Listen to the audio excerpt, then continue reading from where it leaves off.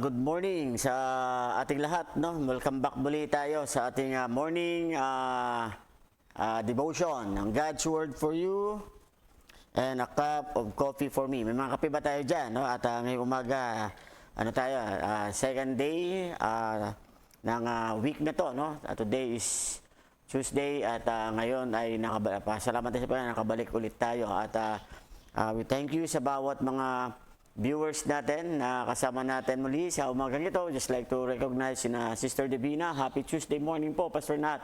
At sa lahat po ng mga viewers. Okay? So, same to say, Sister Divina. Of course, ang aking beautiful wife. Good morning, sweetheart. I love you in the Lord.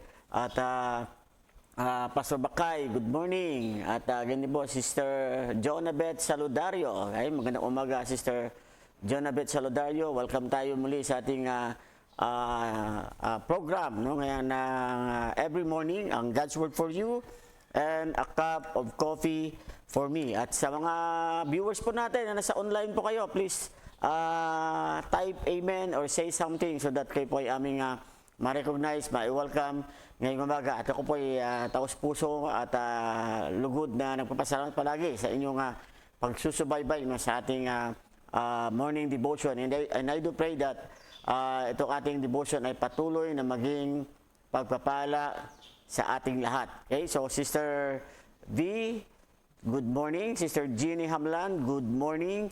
At ganyan, Sir Cecil, no? Good morning. Okay? And, sa bawat isa po na nasa online, magandang umaga sa ating lahat. Okay? So, tayo muna ay magbukas sa panalangin, no? Let us pray. Let's pray. Dear God and Heavenly Father, Lord, thank you for this wonderful morning again that you've been given para po sa amin. And thank you, Lord, for this privilege, Lord, na kami po ay makasama ulit sa program ng God's Word for You and a cup of coffee for me. And we pray, Lord, that you bless our topic today, Panginoon, na ito po, this morning, na ito po ay maging pagpapala higit sa lahat sa bawat mga tagapakinig, sa bawat mga members ng MBBC, sa bawat mga manampalataya at mga kaibigan namin Panginoon na mga sa iba't ibang lugar na sila po ay makasama namin at I pray na makatulong ito upang patuloy pa po kami na maging isang amin po maiportray at maisabuhay ang iyong pong kalooban sa aming buhay today, Panginoon. Patawarin po kami, Ama, kung meron po kami mga kasalanan. Make us worthy today sa serve muli sa iyong pangalan, Panginoon. Pagpalain po ang aming pag-aaral at pagbabasa ng iyong pumatang salita. Maraming po salamat. This we pray in Christ's name. Amen. Okay, so Pastor Bakay, good morning. Pastor, Sister Jean Manchete, good morning. Okay, so I would pray na tayo ay please share, please share our program at itong ating morning devotion sa iba pa nating mga kaibigan para at least makasama din natin sila ngayong umaga. No? Today, binuksan namin yung ating segment gan. Nakita ko wala tayong star kasi naka-open yan sa page ng MBBC, but we're going to do that kasi gusto namin i-boost din yung page ng MBBC at kaya ano tayo, no? So, but I pray, no? Tomorrow, magbubukas ulit tayo sa aking account lang so that meron ulit tayong makuhang stars sa bawat isa na gustong maging blessing sa ating God's Word for You and a cup of coffee for me. Okay, so muli magandang umaga sa bawat isa at bago tayo magpatuloy at bago tayo mag-aral ng salita ng Diyos. Okay, so I pray na sana may mga kape na kayo dyan. No? Do you have your coffee there? Brother Jay Lianza, good morning. Sister Selly, Ate Selly, good morning. Okay, meron ba kayo mga kape dyan? I hope and pray, no? Nakasama na sa ngayong umaga bago kayo mag-almusal. God's Word for You and a cup of coffee for me muna tayo. Okay, so isang higop lang muna ng kape at medyo masarap ang kape ko ngayon. Sister Josie Tan, good morning. Okay,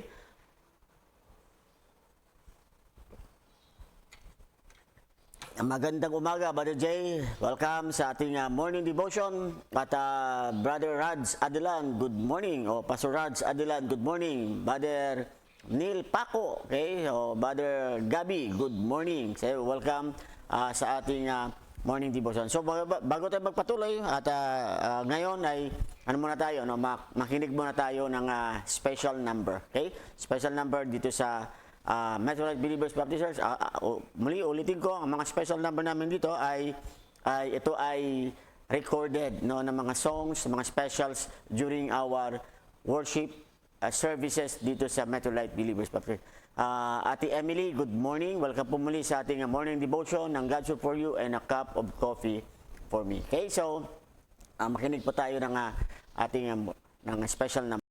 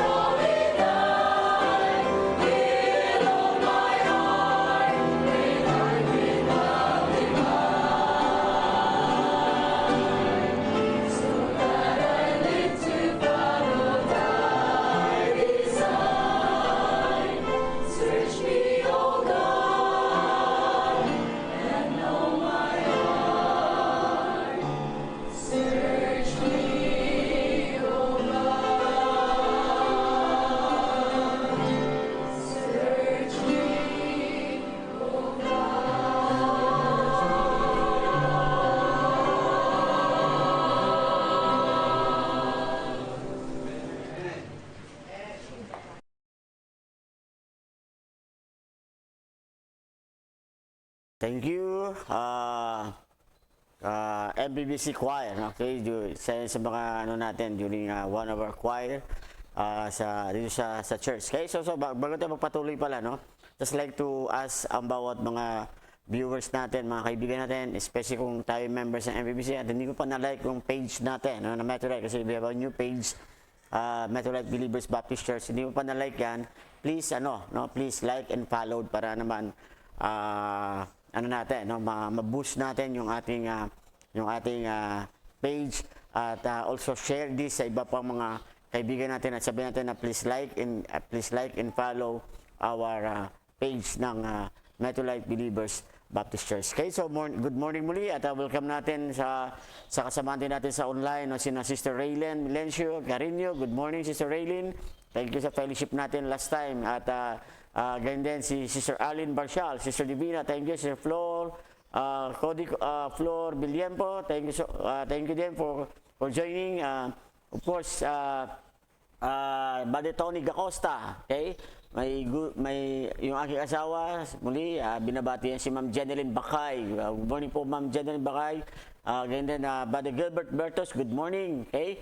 So, Sister Arlene, Ladrillo, good morning, Sister Arlene. At ganyan din, sa bawat isa pa na kasama namin dito, magandang umaga sa ating lahat. Sister Junia, okay? Junia Evangelista, okay?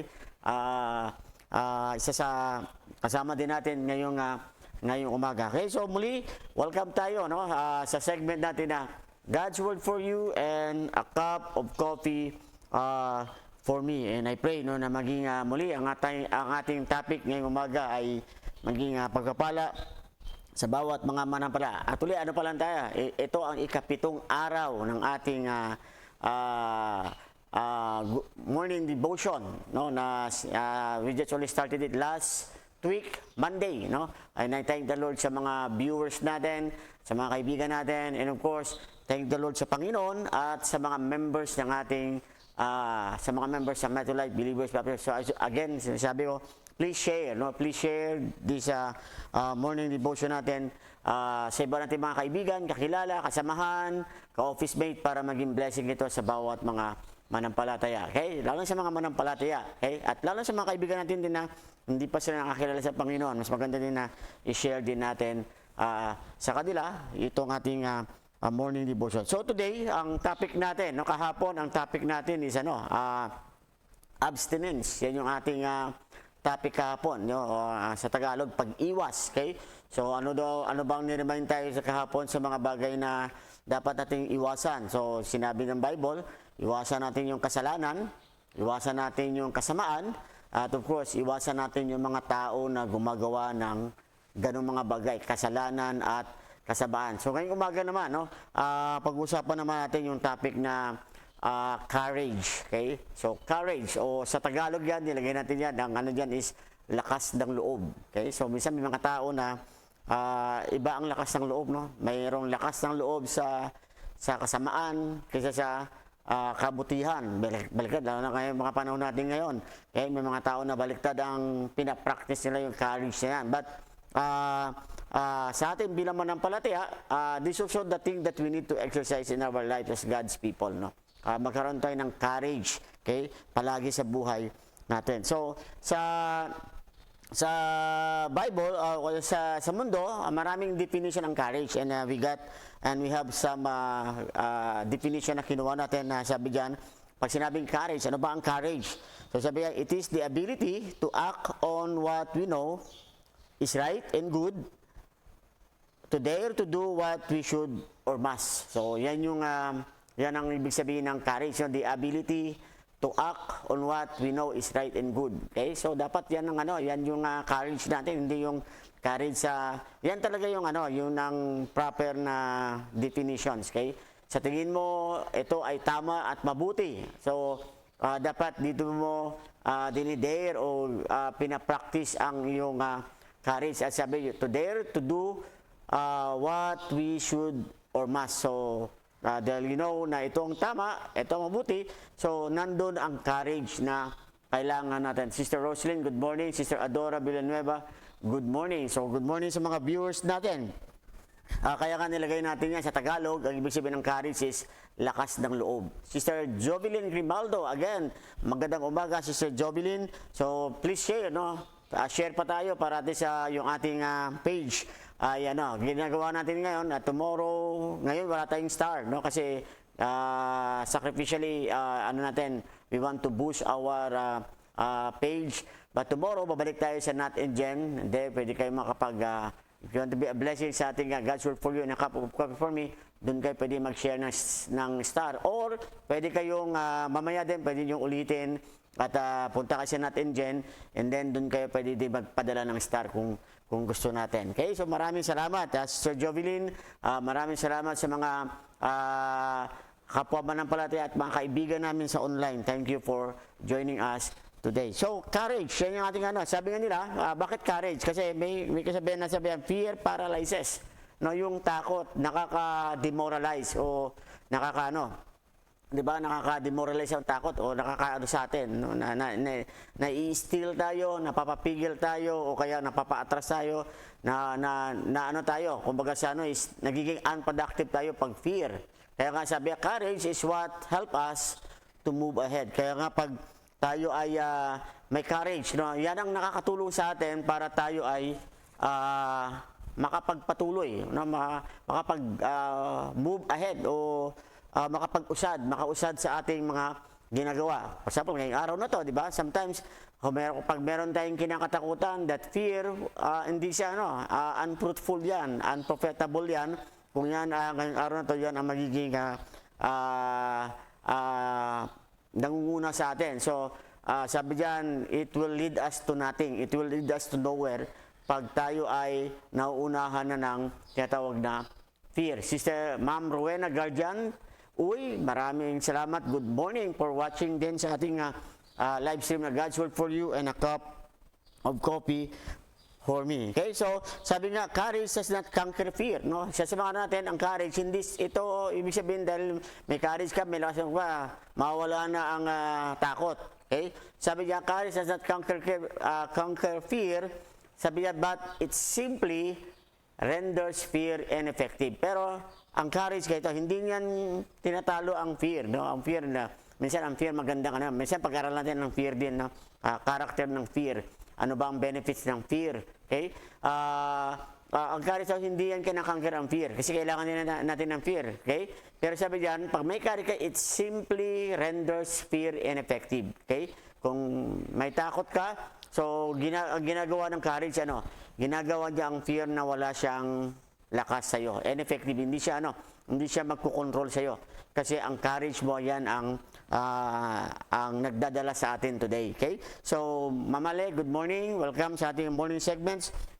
And God's Word for You and a cup of coffee for me. Okay, so sabi dito, Christian, sabi nga, ang courage, it gives us a confident assurance that we can succeed. Okay? Yan ang courage, no? Ito ang nagbibigay sa atin ng confidence assurance na pwede tayong magtagumpay, pwede tayong mag-succeed sa ating mga gagawin today. Pag meron kang courage, yan magbibigay sa atin na kaya natin to. Diba? Katulad kagabi, sabi ni Casey, pray mo ako kasi exam ko bukas, sabi niya sa akin kagabi. At ang exam namin, ano pa naman, math. Kaya sabi siya kaya, pag math, isipin mo lang palagi, pag math, ang gagawin ko palagi, sabi mo, kung ito mga kaklase mo, kaya nila. Kaya mo rin yan. Lalo na ikaw, meron kang Panginoon. So, huwag kang matakot sa math. Kasi pag natakot ka, wala talaga. Babagsak ka talaga. Pero pag sinabi mo, kaya mo yan kasi kaya din nila eh. Diba? Mga kaklase mo. Sa tingin mo ka, mas magaling ka ba dyan, pero kaya nila eh. So, kaya mo rin yan. Huwag kang matakot, di ba? Yan ang ginagawa ng courage. It gives us assurance o confidence assurance that we can succeed. Kasi pag inuna mo yung fear, wala talaga mangyayari. Kaya sabi ko saka matalino tayo sa math. Di ba? Ako, matalino tayo sa math. Kaya natin yan. Hindi totoo na bopols tayo sa math. Tayo ay matalino sa math. So, dapat yan ang kukunin mo palagi. Okay, so, Pastor Rudy Gabriel, good morning. Brother Mark Tolentino, good morning. Okay, so welcome tayo muli sa ating morning segments na God's Word for You and a cup of coffee for me. Okay, so dito kaya nga nakalagay ang courage sa Christian, recognize that they have an extra resource in God's promised help in time of need. Yan ang courage, you know? Ang mga Kristiyano, na-recognize sila na through sa help ng Panginoon, meron tayong mga extra resources, extra strength na magagamit. Kasi, bakit kasi? We realize na meron tayong Diyos na malakas that would help us. So, that boosts our confidence, that boosts our courage. Kay Sister Isa Samson, magandang umaga. Thank you for watching. Please share our morning devotions sa mga kaibigan natin o kaya sa mga loved ones natin para makasama din natin sila today. Okay? So, courage. So, sabihan, this should bring about a boldness to face any situation that comes our way. Okay? Ang courage, pag ito ay ating pinapractice, sabihan, ito ay magbibigay sa atin ng tapang para kalakasan, ano yan, yung strong, yung matapang na pakikiharap, di ba? Sa anumang mga sitwasyon na kakaharapin natin sa araw na to o kaya today. Kaya di ba, kung may tatrabaho ka, nasa school ka, o may mga tao ka na kakaharapin today, minsan natatakot tayo sa mga tao na yan, pero pag may courage ka na from the Lord, so sabi yan, it brings you boldness to face any situations. Okay? Pero hindi ko sinasabi na pero dapat mag-pray ka pa rin. Di ba? Ang courage is always our courage is to do what is right and to do the good. Di ba? Yan ang definition ng courage natin na yan din ang gusto na expect na yan din sinasabi ng Bible at yan din ang gusto ng Panginoon na dapat na-expect natin na magawa sa araw na ito. Sabi, it should be noted that sometimes the courageous things to do is run, if that is what brings about the greatest good. May mga hindi daw lahat ng courage ay you face the opponent. Okay? May courage na sabi diyan is you run. Katulad ni Joseph, di ba? When she was tempted when Potiphar's wife, Mrs. Potiphar tempt him, anong ginawa niya?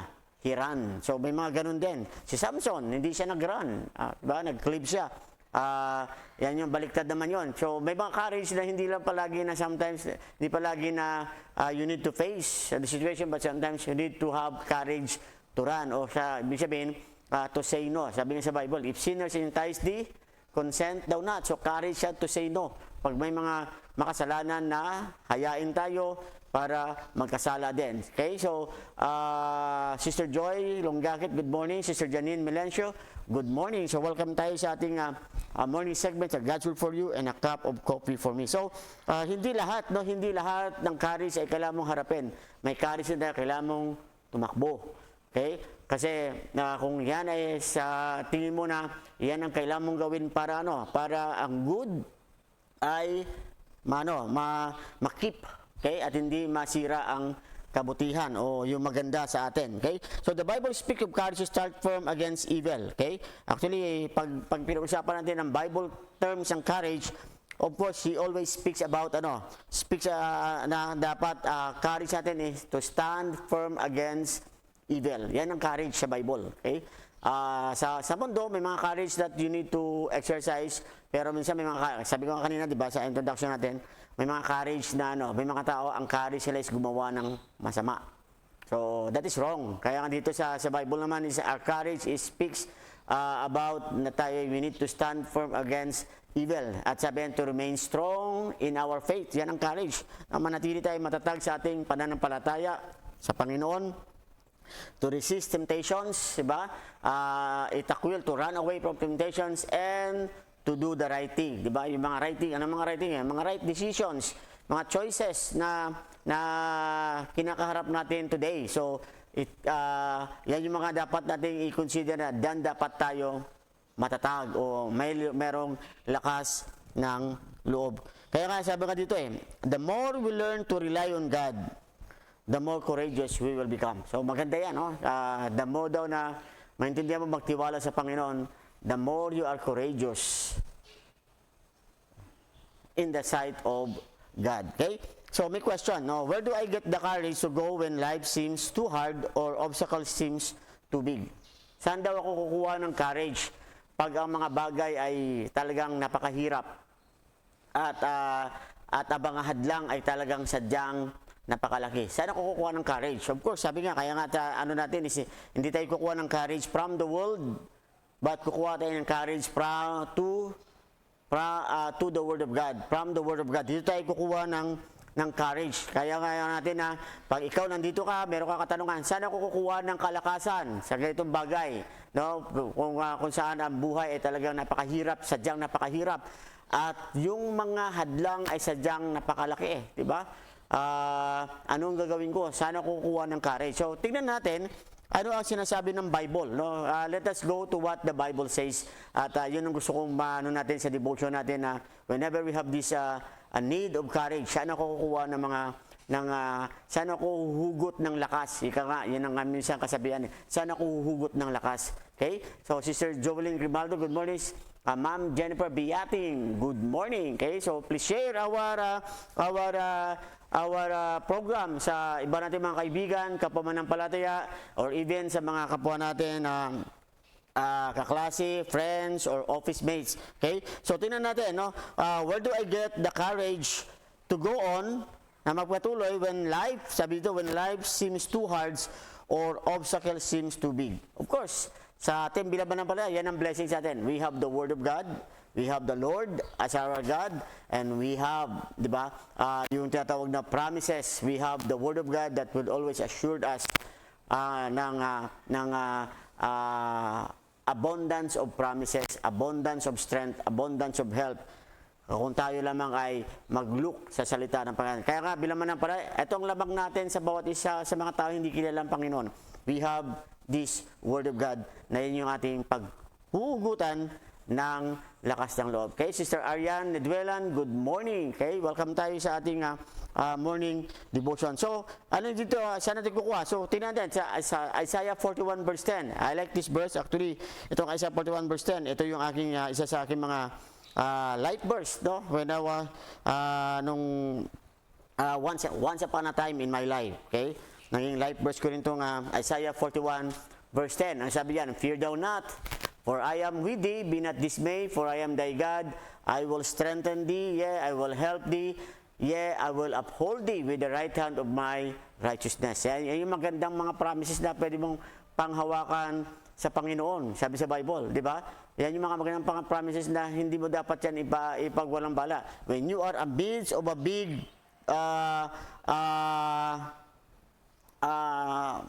facing big obstacles or big problems, di ba? So, when you are looking for strength, when you are looking for courage, sabi sa Bible, go to this verse. Ang sabi ng Panginoon, fear thou not. Go to the Lord. Sabi ng Panginoon sa iyo, fear thou not, for I am with thee. Yan ang magandang word yan eh. Di ba? Huwag kang matakot kasi kasama natin ang ating Panginoon. Yan ang pinakamaganda. At sabi, be not dismay. Huwag kang mangalumini o manghina. For I am thy God. Sabi ng Panginoon, remember who you are serving. Who is your master? Who is your Lord? Who is your Savior? Ang sabi sa Bible, who is your Father? Sino ang ating magulang?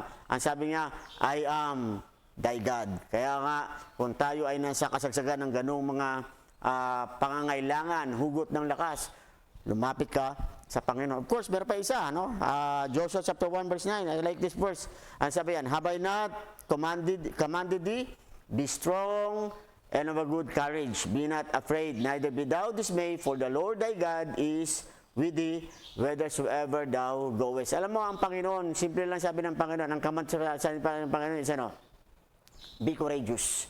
Diba? Kasi, sabi ng Panginoon, kasama mo ako. Be strong and of a good courage.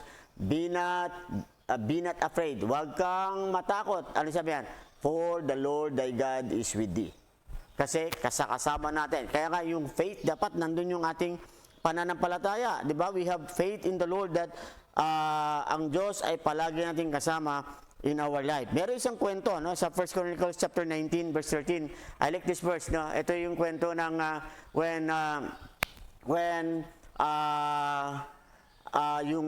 yung Israel is napapaligiran sila ng kalaban ng Assyria and then ng hindi ko alam kung Ammonites o Amorites ang kalaban.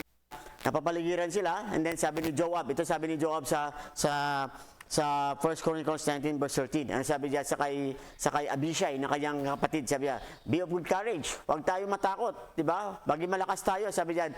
And let us behave ourselves valiantly. Gawin lamang natin yung ating sarili. Pakita natin na tayo ay matapang. Kahit na tayo takot na takot. Sabi niya kasi napapaligiran sila eh. Sabi yan. And gawin natin ito for our people, for the cities of our God, and let the Lord do that which is good in His sight.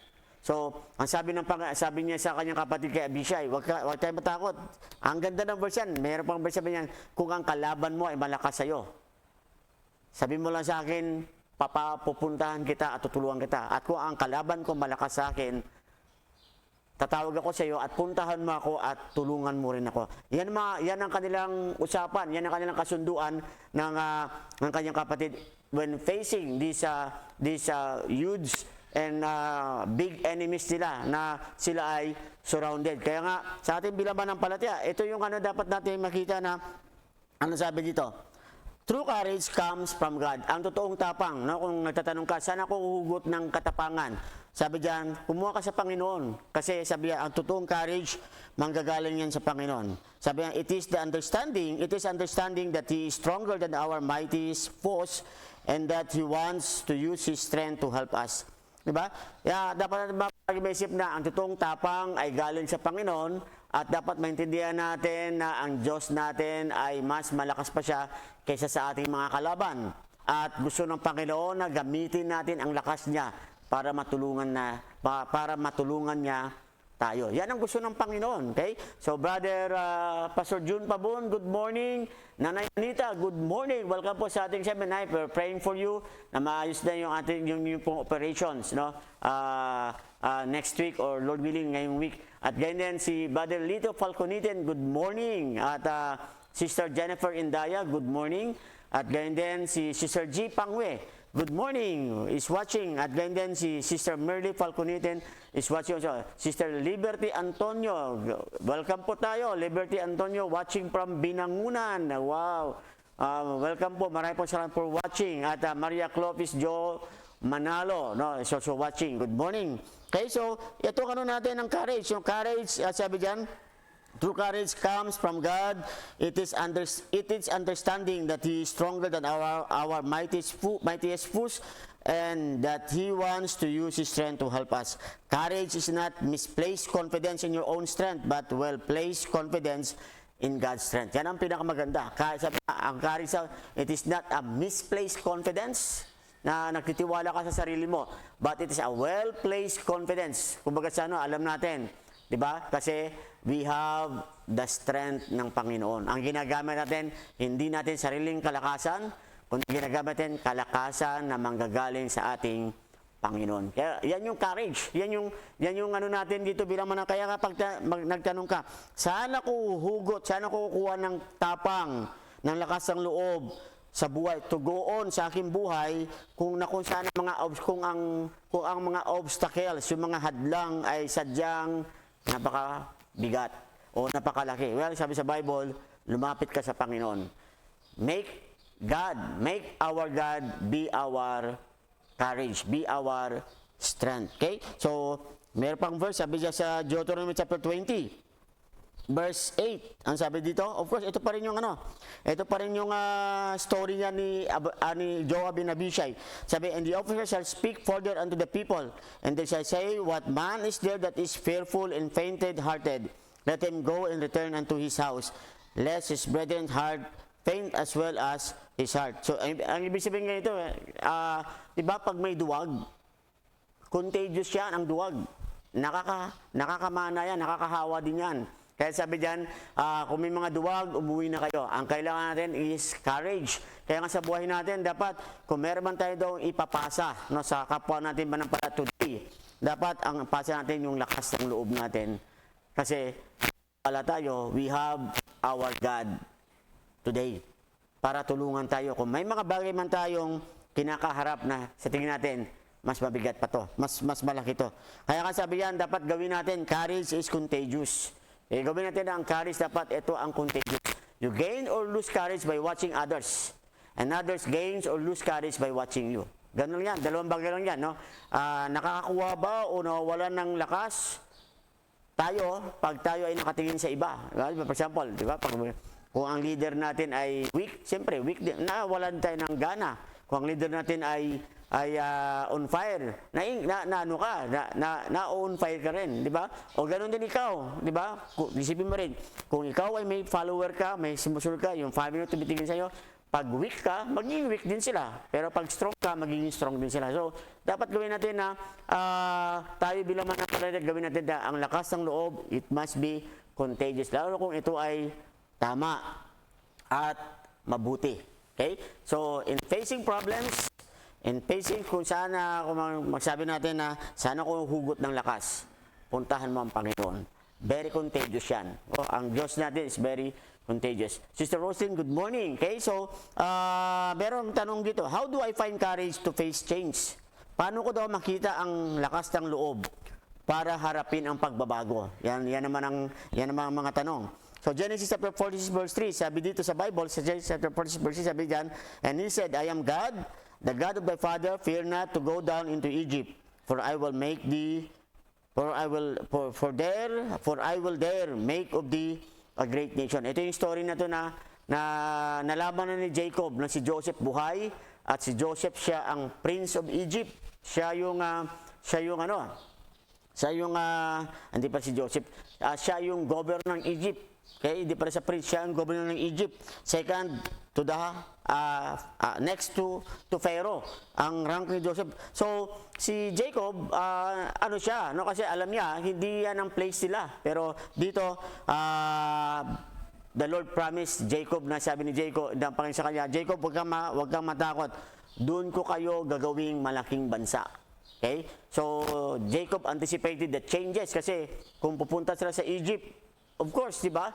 Magkakaroon ng malaking pagbabago sa kanilang buhay. Pero sabi ng Panginoon sa kanila, Jacob, wag kang matakot. Minsan tayo, di ba? So, how do I find the courage to face change? Claim God's word.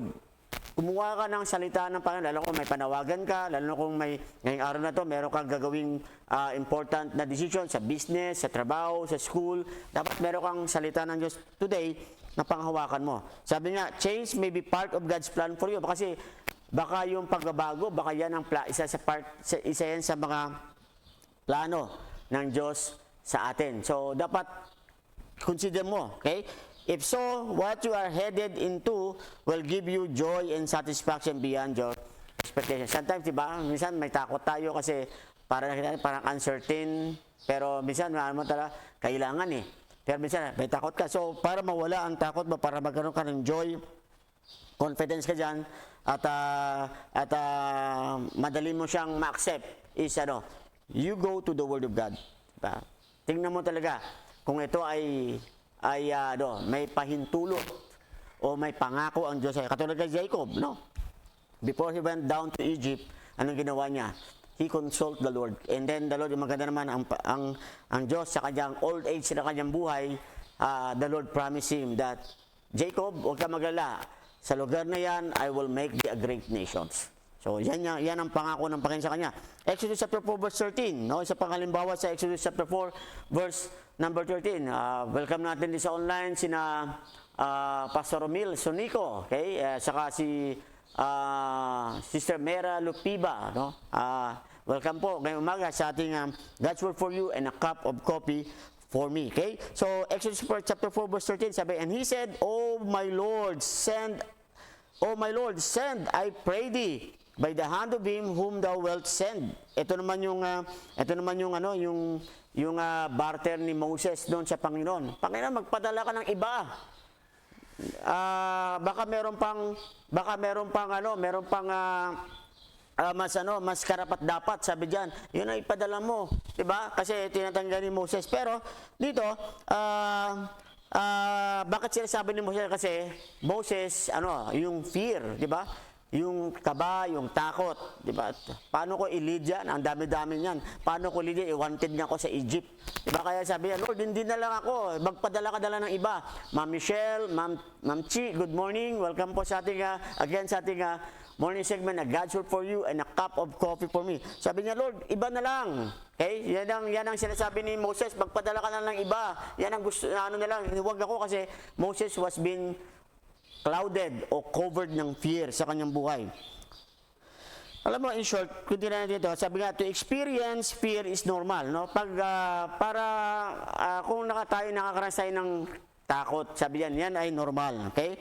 To be paralyzed by fear, but to be paralyzed by fear, however, can be an indication that you doubt God's ability to care for you in the face of change.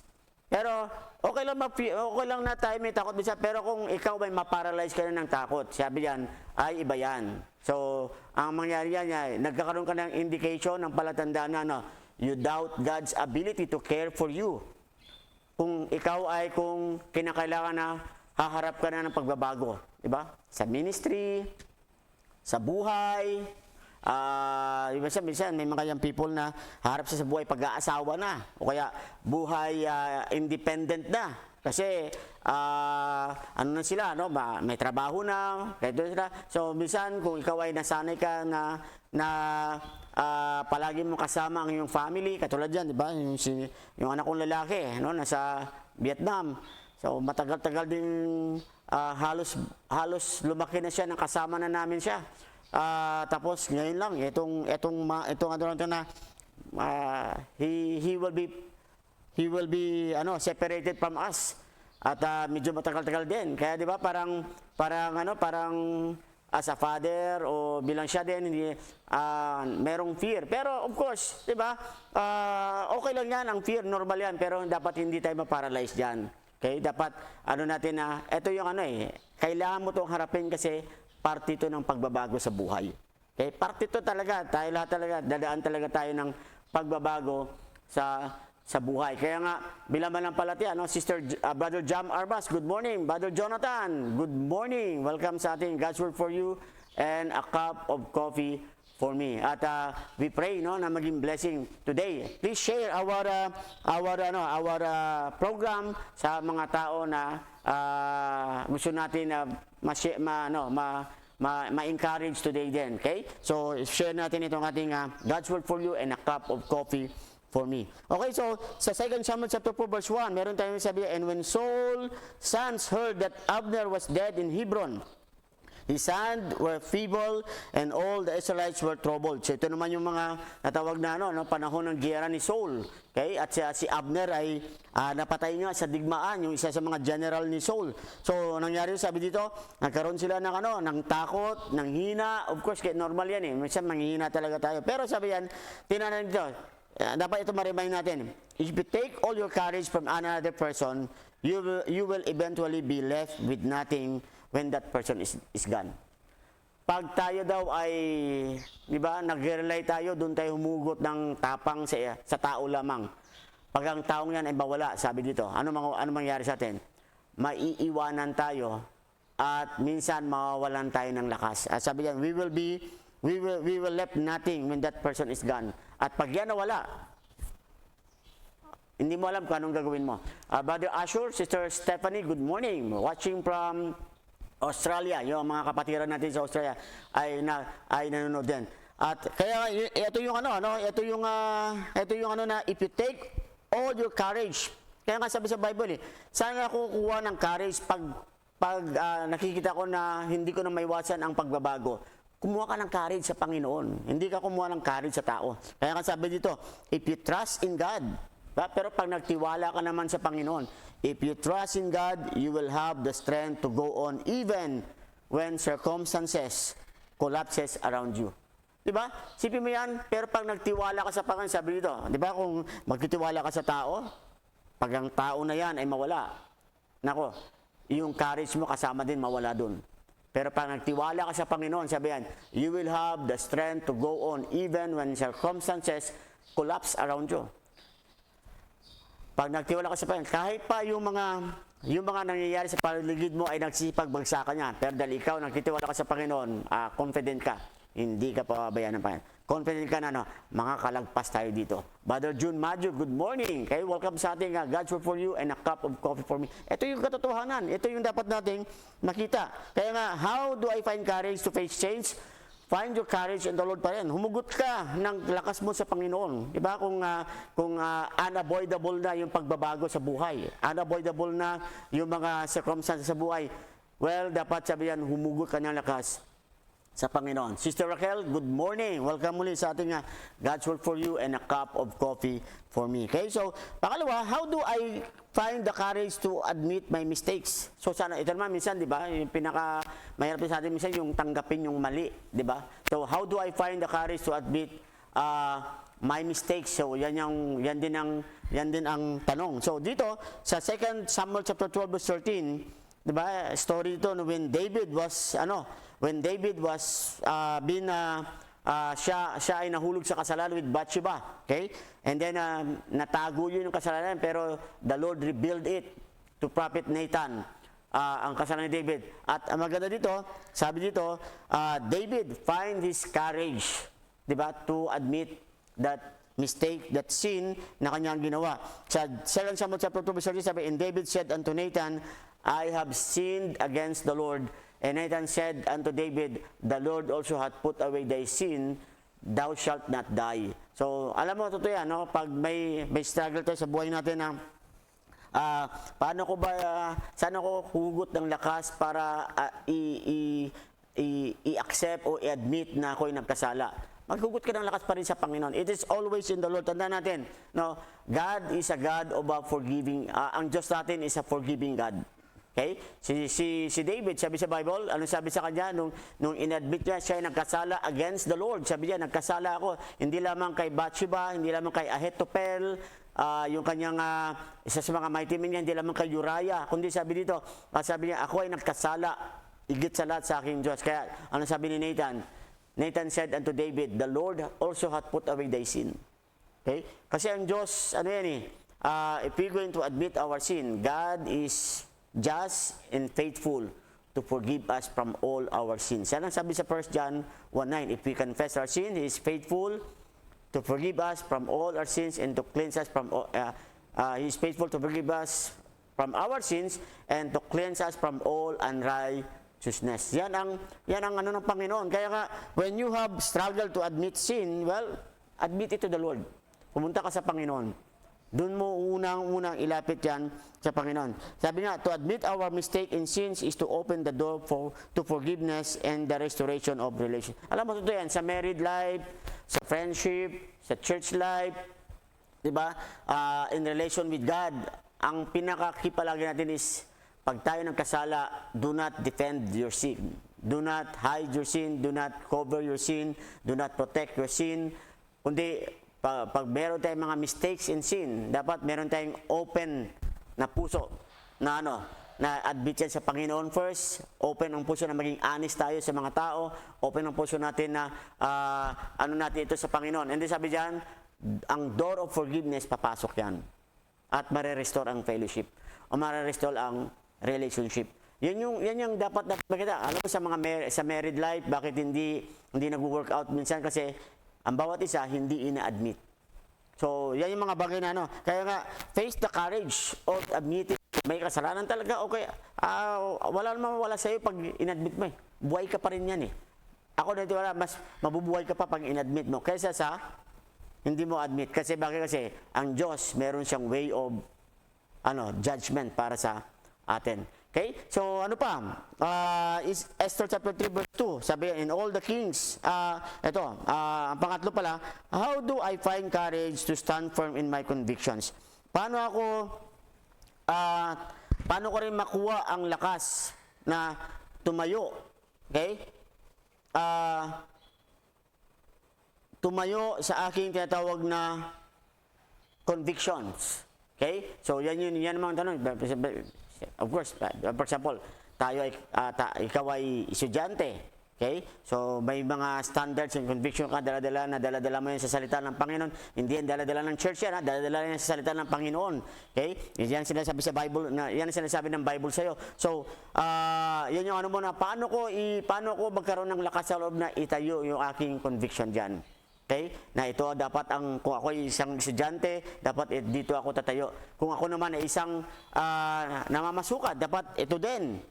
Okay? Kung nagtatrabaho tayo sa gobyerno, sa mga private sectors, okay?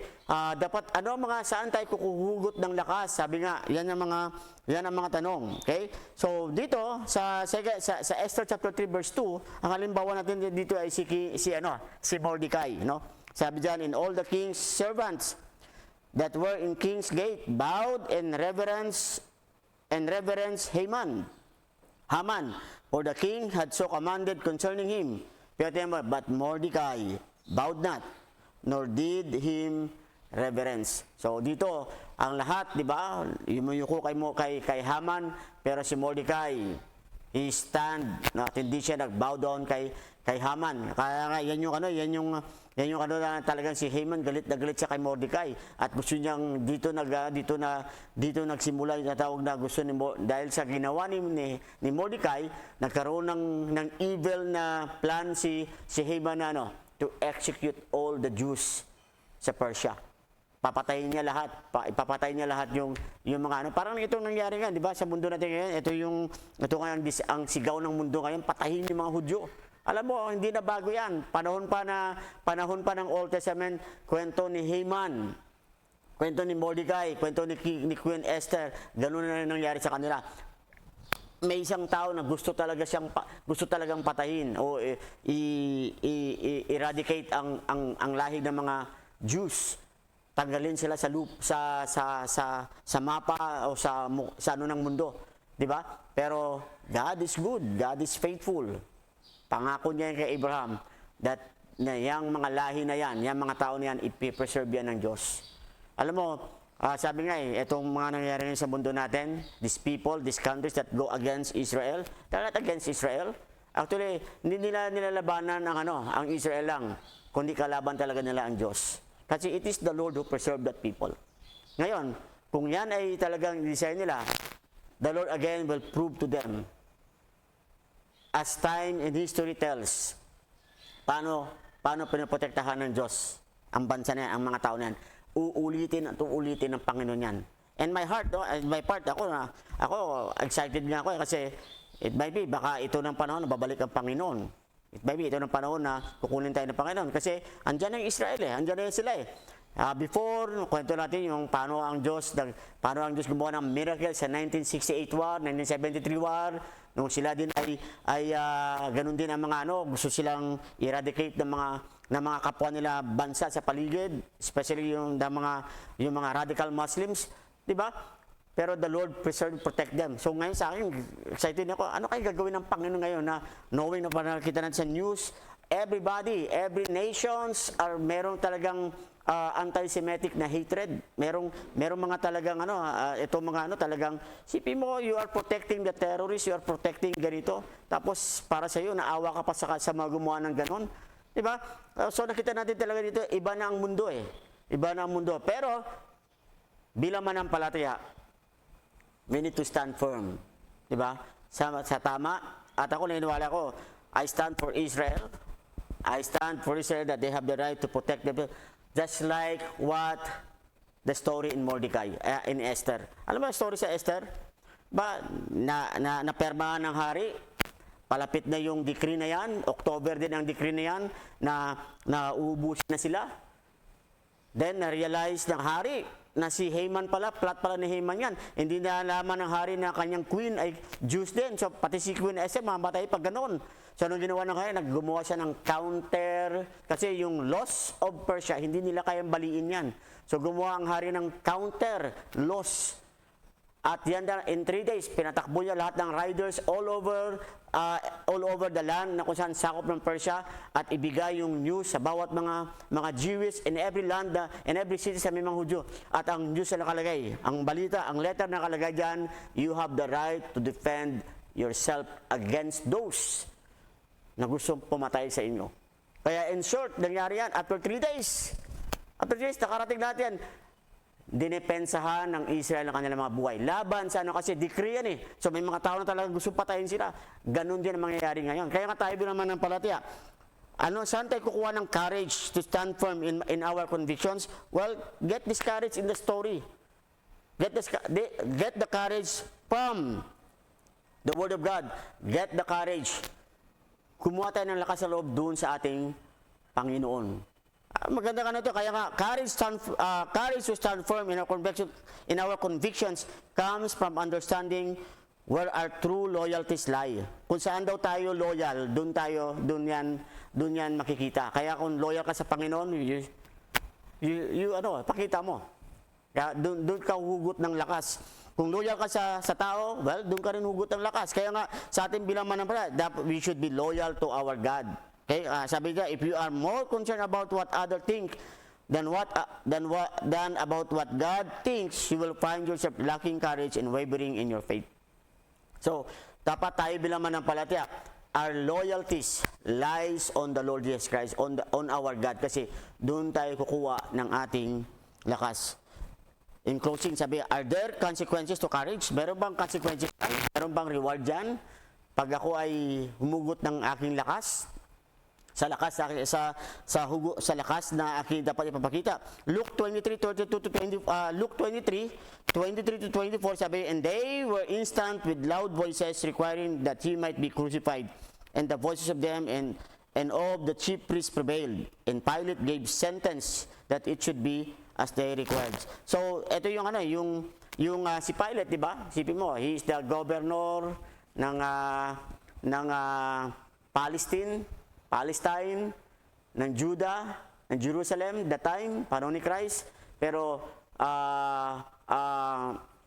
Pilate, hindi siya nag-stand sa courage niya na siya ay governor of Rome, representing dun sa lugar na yan, sa Palestine.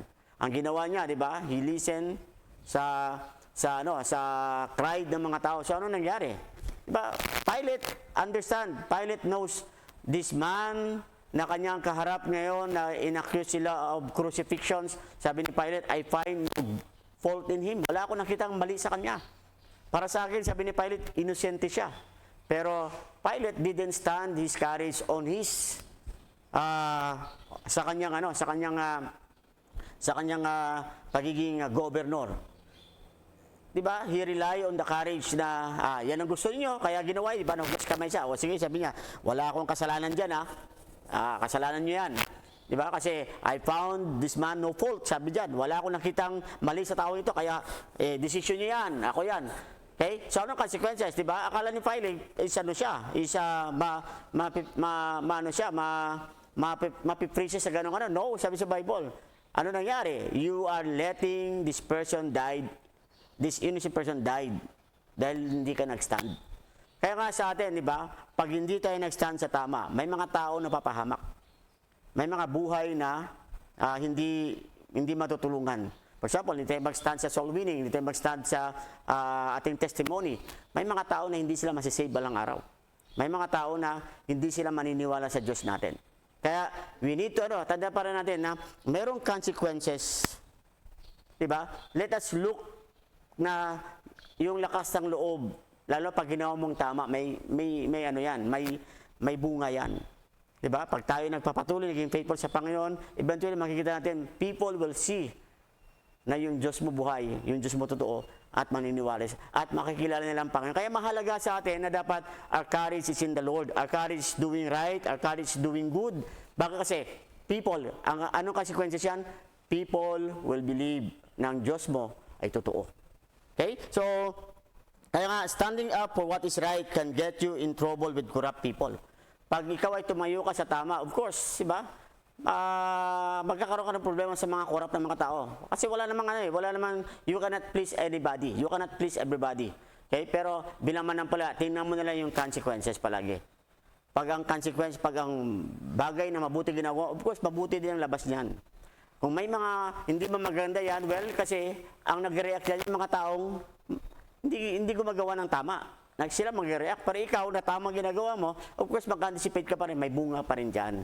Na dapat, yan ang titingnan natin bilang isang manampalataya. Kasi, but failing to stand up for what is right can get you in trouble with God. Pero pag hindi ka nagtumayo sa tama, hindi ka nagkaroon ng lakas para gawin ang tama, one day, mas nakakatakot.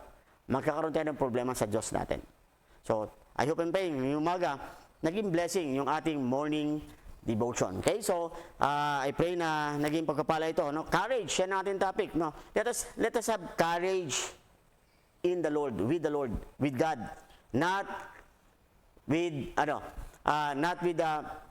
hindi sa mga bagay na temporal, sa mga bagay na nakatinday sa tao, but nakatinday palagi sa Panginoon. Our courage is always in the Lord. Okay? Maganda yan na dapat ay isipin na ang kalakasan natin ay nanggagaling sa Panginoon. Kaya kung tayo ay naniniwala sa Panginoon, sa Diyos ang ating courage, ang ating lakas ng loob, ang Diyos ang magbibigay sa atin ng kalakasan na yan para harapin anuman ang mga obstacles. Kaya ngayong araw na to, meron ka bang iniisip, natatakot ka ba?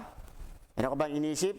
Meron ka bang in-anticipate na parang naduduwag ka? Well, hugot ka ng lakas sa ating Panginoon. Okay, so I hope naging blessing sa atin yung ating morning devotion. Ang topic natin is about courage or lakas ng loob. So maraming salamat sa mga viewers natin, no? Sa mga kaibigan natin, sa mga members ng MBBC for watching. Okay, at I pray that nawa yung ating mensahe ay tunay nga na nakatulong at naging blessing sa ating lahat. Okay, so tomorrow, no, tune in ulit tayo sa ating God's Word for You and a cup of coffee for me. Okay, so thank you Sister Jean Manchete, Sister Jositan, thank you, Pastor Bakay, thank you, Sister G. Pangwi, thank you, Mama Le, thank you very much, Pastor Rudy Gabriel, thank you, at thank you for watching and listening sa ating God's Word for You and a cup of coffee. Sister Flor, thank you. At sa lahat ng ating mga viewers, marami pong salamat. No? Marami pong salamat for staying.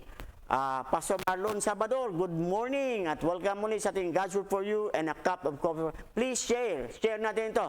Okay? Pastor Joseph, Brother Joseph Estepona, thank you din for watching sa ating God's Word for You and a cup of coffee for me. Pastor Raj Adilan, thank you for watching. Mrs. Rowena Guardian, thank you for watching. Sister Divina, thank you for watching. Sister Jennifer Biating, thank you for watching. I hope tomorrow makita ulit tayo sa God's Word for You and a cup of coffee for me. Okay, so tayo muna manalangin. Let's pray.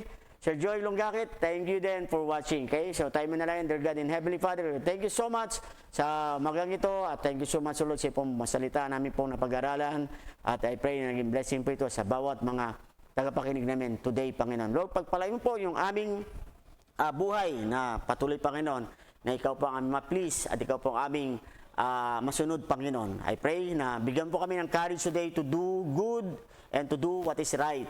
And bigyan po kami po ng courage, Panginoon, kung necessary na the courage to face changes in life, Lord. I pray that help us to rely on you, Panginoon. Help us also to admit, give us courage to admit mistakes, para ma-strengthen ang mga relationship, ang fellowship, and Lord, help us, O Lord, that we give us courage to stand firm in our convictions to do the right and to do what is good. Kaya Lord, I pray na naging blessing po ito sa bawat mga tagapakinig. Maraming po salamat, Lord. Bless po ang bawat isa. Tulungan po kami, Panginoon, today na ikaw po ang ma-please namin. At I pray, Lord, today, ikaw rin po magbigay sa amin ng blessings. At ikaw po, Panginoon, magbigay sa amin ng mga answered prayers. Lord, protect all your people. Especially, Panginoon, na ang mga estudyante, mga papasok sa trabaho. At Lord, help us, give us wisdom. At sa mga wisdom na yan, Panginoon, ikaw po ang aming ma-please. Ikaw po ang priority namin na masunod, Panginoon. I-bless po ang bawat mga decision making na gawin ng bawat manampalataya. Lord, thank you so much. Tunay nga po, napakabuti mo po sa amin. Give us the courage, lakas ng loob na gawin ang iyong kalooban today. Bless po ang lahat ng mga kapatiran namin at sa bawat mga kapatiran may mga karamdaman, ikaw rin po magbigay ng kagalingan sa kanila. Pagpalain po kami, in Christ's name we pray. Amen. Okay, so maraming salamat sa mga kapatiran natin. Thank you so much sa inyong pagsubaybay. I hope and pray na i-share nyo sa bawat isa kung ito ay naging blessing sa atin in our life. I believe, pag sinare nyo sa iba yan, maging blessing din sa kanila. Okay? So, muli, Thank you so much at suportahan natin yung ating programa ng God's Word for You and a cup of coffee for me. Oh, kape ko malamig na ulit. Pero thank you, ha? At it is a privilege and isang kagalakan na makapag-serve tayo, makapag-devotion tayo together. Okay? So, bye-bye and God bless. Sir Jovelyn Grimaldo, bye-bye. Mamale, bye-bye. Bye-bye. Buddy Tony, bye-bye. Casey, bye-bye. Okay? So, God bless. See you tomorrow.